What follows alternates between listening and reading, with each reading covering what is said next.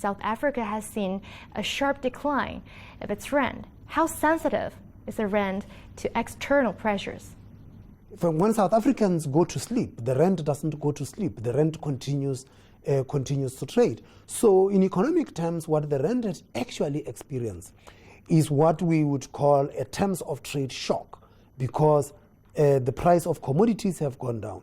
But with these divergent monetary policies and the normalization of monetary policy in the US, what you have actually seen is a reversal of capital flows from emerging markets to the US now that the US economy is growing and it's starting to raise interest rates. So a combination of those two had an impact on emerging market currencies. And actually, last year the rand depreciated to the extent of 25%. We did claw back on that depreciation during the course of this year.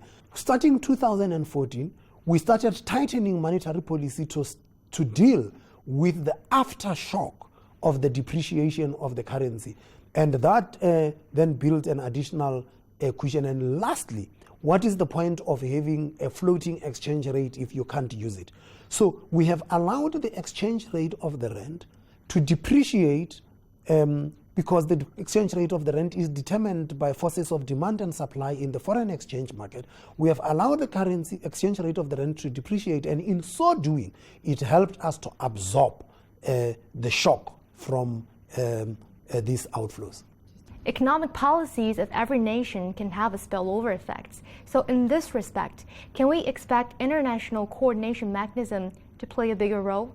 Macro policy coordination, there is scope there for global coordination. That is what you would think that the global forum like the G20 is the role that it should play. Now, let's take a step back and say that when the US embarked on quantitative easing, the spillovers were almost instant, because what we saw was a surge in capital flows to emerging market economies.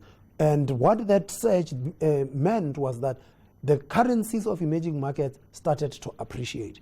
And now that the US is starting to raise rates, you are seeing capital flowing out of emerging market economies into the US. And one of the things that we then have to talk about is what kind of macro-prudential policy and tools do countries employ, and how you minimize the spillover effects from that. And for a country like South Africa, the spillovers for us, it's when South Africa takes policy, it's not going to have an impact on China or on the US or on the UK or any of the big countries. But the South African policy have got implications for the region in Southern Africa. So South Africa, when it takes steps to try and either stimulate its economy or cushion its economy, we've got to be cognizant of the impact in our region. More importantly, what is the impact on those countries that are actually using the rand as their medium of exchange, mainly the common monetary area countries, and we've got to be cognizant of that. How do you see China's role of hosting the G20 summit? The Chinese have put a very decent G20 agenda.